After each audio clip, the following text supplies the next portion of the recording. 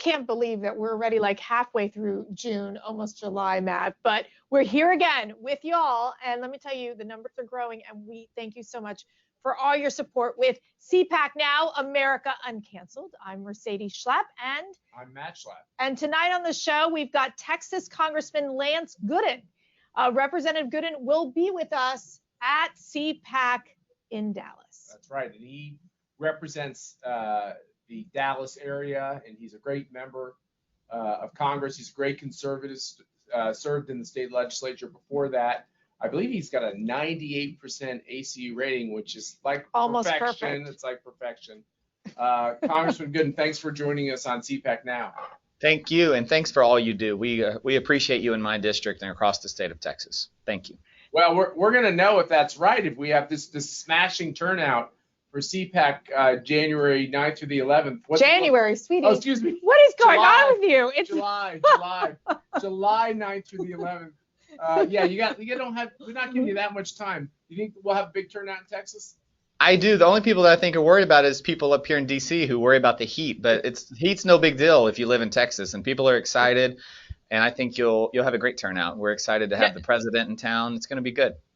Yeah. No kidding. I'm from Florida, so believe me, I can take the heat, as I'm sure you can as well.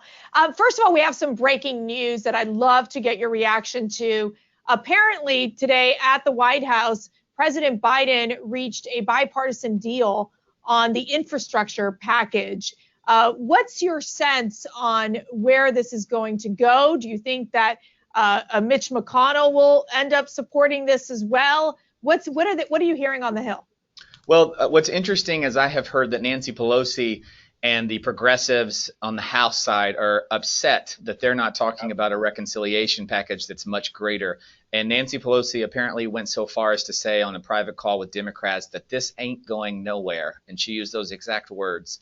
And unless, of course, the Senate passes a reconciliation package. So what Democrats in the House are saying is that unless the Senate also sends over this reconciliation package, there will be no bipartisan package passed in the House.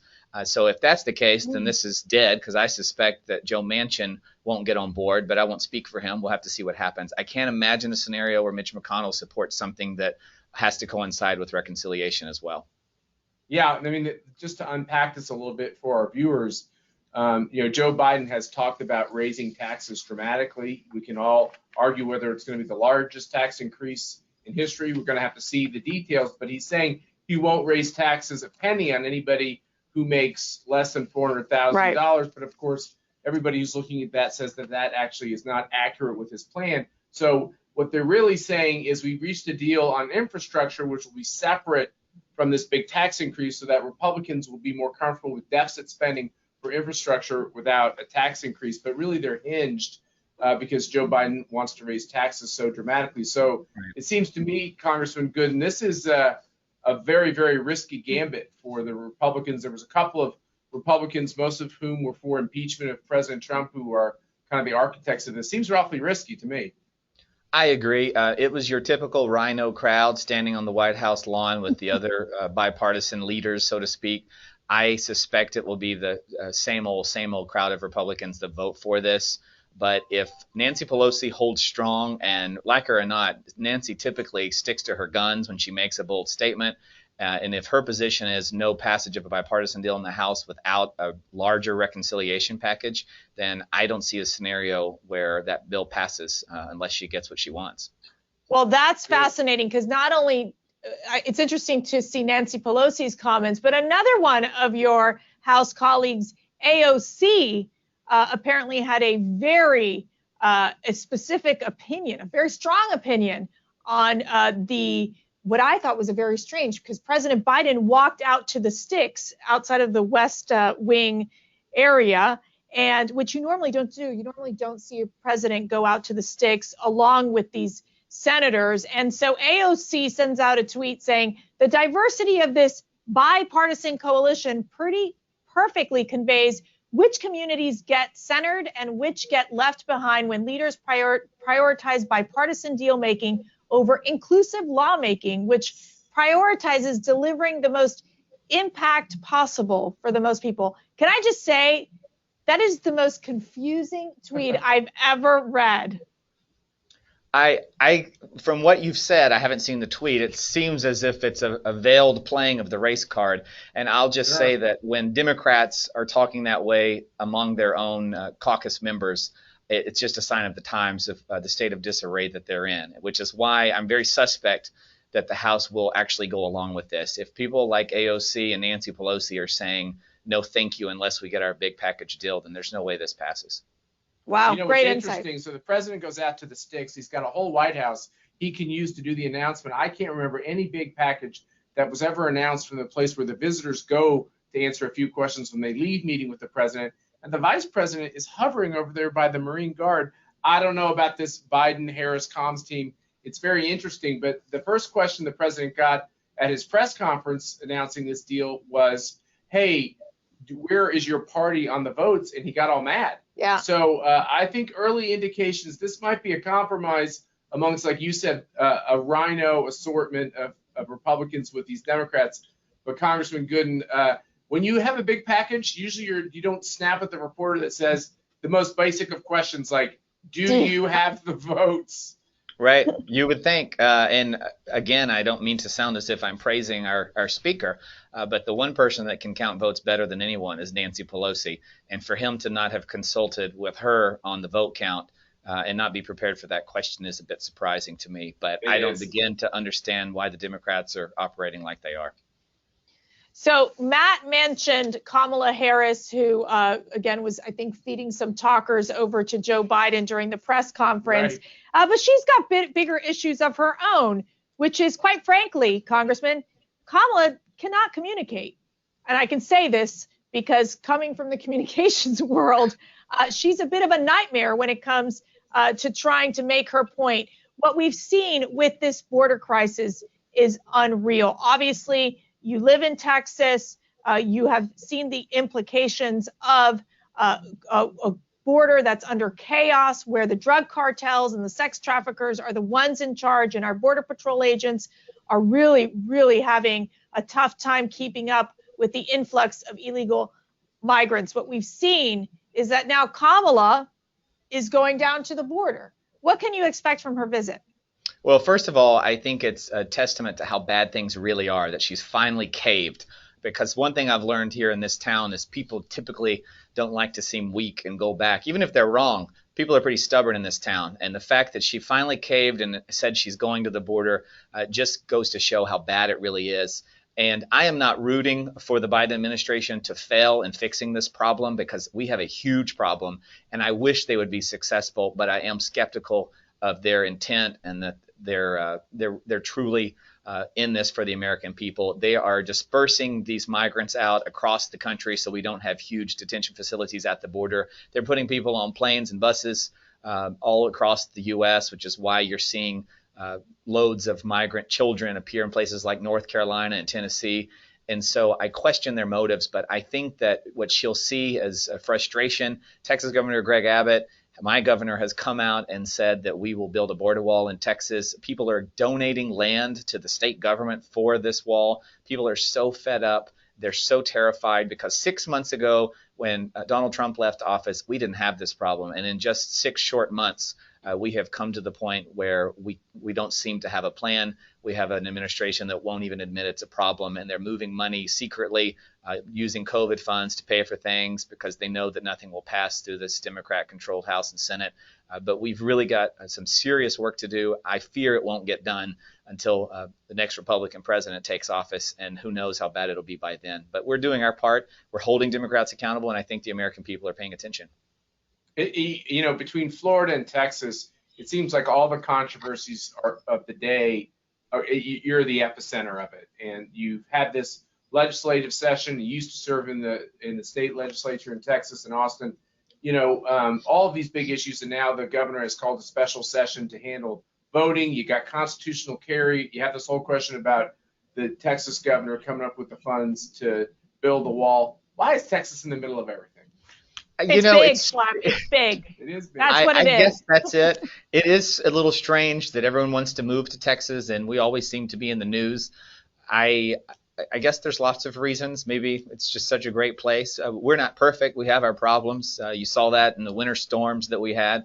Not everyone is perfect, but we feel like Texas is one of the greater states in the nation, and people, I believe, have come to share those beliefs. They want to move to Texas. They want to have their CPAC meetings in Texas, and so we are excited about the future. But we also know that the good is not here to stay forever if we don't protect it, and that goes for the nation as well. Which is why it's so important that we secure our borders and do what's necessary to save the country.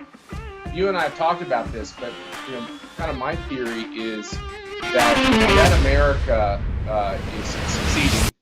Blue states and big blue cities are literally failing, and there's all of this activity, including economic activity, going on in states like Florida, Tennessee, Texas, South Carolina, North Carolina, Georgia. We know the states. I mean, really, I think one of the reasons why Texas is in the middle of everything is because Texas is where things are happening. It is. Businesses are leaving places like California. They're moving to Texas. And we also take a lot of criticism for no great reason. You remember when we removed the mask mandate, Joe Biden referred to us as Neanderthals, and we have the lowest rate of infection and deaths, and businesses are open and thriving. Airlines are based in Texas, and they're thriving. The state as a whole has really moved forward and ahead of the other states in the union. We have recovered faster. And I believe that we're on track to really be in a great place moving forward. But we are on this porous border. The federal government's doing nothing, and we've got a problem just south of us that we're trying to fix ourselves. Yeah, and you have been a leader on this issue, Congressman Gooden. With Senator Marsha Blackburn, you introduced the End Child Trafficking Now Act, which would require DNA testing to confirm a family relationship between an illegal immigrant and an accompanying minor. This is the stuff that you look at what the Biden administration has done in just tearing apart President Trump and the Republicans' leadership on ensuring that we have a strong border. And right. Now it's the complete opposite. And we also get the sense that the Biden administration, they're not reaching out to Republicans and trying to come up with a bipartisan solution. What's your sense? Where will this all end with the Biden administration? Well, you're right, and the hypocrisy on the left is so frustrating. You see Democrats go and tour these facilities and cry about the children they see, but when I have a bill like the one you mentioned, where we're just trying to say, if you're carrying a child across the border, we're going to DNA test you and make sure that's really your child, and if it's not your child, what is the relationship? Are you a trafficker? Do you have permission to have this child? We're going to separate you from this child if it's not in fact your child, because we care about these children, and we're trying to discourage trafficking and bringing children across the desert. But Democrats won't work with us on these bills. They won't acknowledge there's a problem. And the way it ends, I believe, is the American people having enough and speaking at the ballot box. But we got a long time until the next election, and there's really no time to waste. That's right. So Lance Gooden, you're doing two things really well, probably a lot more, but you have a great ACU rating, which means you vote right, which we really appreciate. But you're not just voting right, you're leading on all kinds of issues. You're leading on this approach to big tech. You're leading on this really basic question of who's responsible for the thing I call Chinese corona.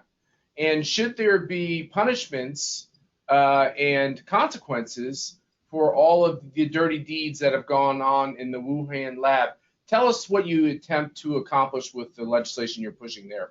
Sure. I pushed legislation as far back as last year when it was early in this process, saying we need to hold China accountable. We need to investigate and find out just where this virus came from. If you recall, Donald Trump, the same thing. He banned flights to China. He was called anti-Asian by Joe Biden. And now fast forward to the president. Joe Biden's president, and he is saying some of the same things. We've got to investigate this.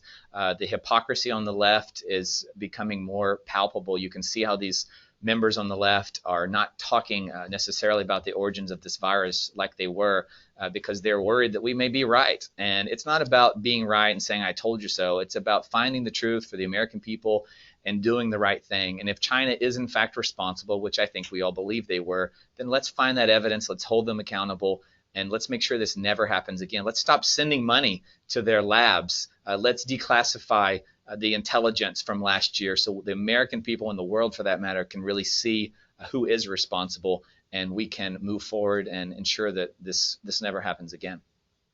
Well, Lance Gooden, God bless you for saying that. God bless you for standing up for the American people. We appreciate what you're getting done in Congress. We're very appreciative you're going to be with us in an important role down at CPAC in your home state, in your home area in Dallas, July, not January, 9th through the 11th. Thanks for being with us, Congressman Gooden. Thank you. See you in Dallas. Take care. Great. And we're going to be right back with more on CPAC Now after this short break.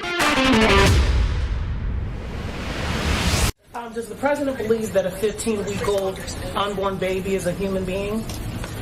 Are you asking me if the president supports a woman's right to choose? He does. Okay, so that was Jen Psaki, and it's always important when people bring up this question of right to choose. My mother taught me to take it to its logical conclusion, to choose what. And so what Jen Psaki does is she uses this propaganda language of, do I support, or does the president support a woman's life to choose? She doesn't answer the question of when life begins, or if a 15-week-old baby is a life, because when she says Joe Biden believes in a woman's right to choose to end the life of the 15-week-old baby. And of course, you tweeted out a great tweet. And she's always complimenting my Twitter, so it's important. Oh, This goes both ways. But Democrats refuse to answer the question if a 15-week-old unborn baby is a human being. When does life begin in the minds of Democrats? What were you thinking when you said that? Well, I got to tell you, I was reading the Bible today, and what struck me was Jeremiah 1:5, which is, before I formed you in the womb, I'm going to get emotional. I know you before you were born. I set you apart. I appointed you as a prophet to the nations. So it is God literally who in the womb knows you.